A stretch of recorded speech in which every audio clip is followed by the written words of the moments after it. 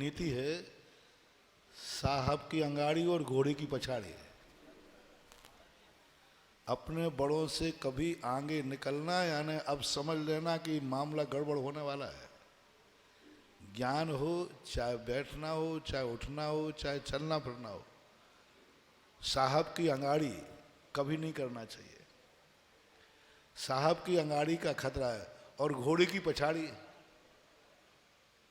कब कब वो लात मार दे पता नहीं, और साहब की अंगाड़ी कब साहब का मन बिगड़ जाए और गड़बड़ हो जाए।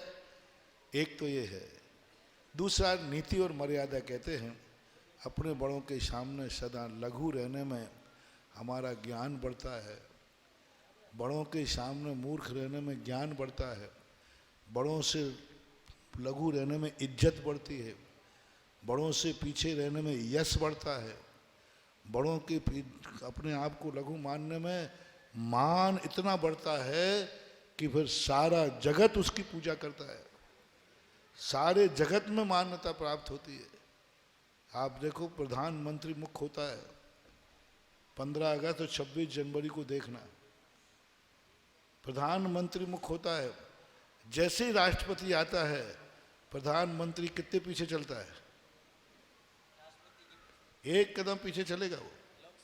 राष्ट्रपति के लोकसभा अध्यक्ष वही बना है, लेकिन लोकसभा अध्यक्ष आगे चलेगा, प्रधानमंत्री जो इतनी बड़ी शक्ति है, लेकिन जैसे राष्ट्रपति सामने आएगा तैसे ही प्रधानमंत्री उसके पीछे चलेगा। एक नैतिकता है, सभ्यता है। सब व्यक्ति अपने स्थान पर मूल्य होते हैं। जब बड़ों में समाहित हो जाते हैं तो वहाँ अपने आप में सबके साथ ही सबको सोचना चाहिए।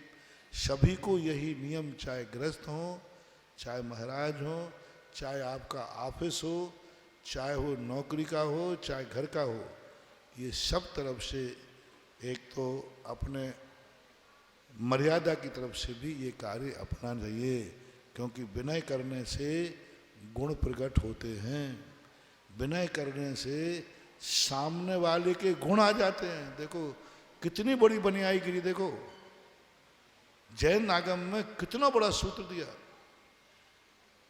जो गुण बड़ों के सामने हैं वो मेरे पास नहीं है, अब मैं कैसे लूं? वो दे नहीं रहे, जबरदस्ती लिए नहीं जा सकते, जबरदस्ती लिए नहीं जा सकते, तो कैसे मिले? तो पूज्यवर उमा स्वामी महाराज ने कहा मिल जाएंगे। बंदे तदगुण, जैसे तो नमस्कार करोगे उनके गुण तेरे में अपने आप प्रकट हो जाएंगे। जिन गुण संपत्ति हो मध्यम। तो विनय करने से बड़ों की जो शक्तियां होती हैं वे शक्तियां अपने पास प्रकट हो जाती हैं। ऐसा हमेशा ध्यान रखना चाहिए।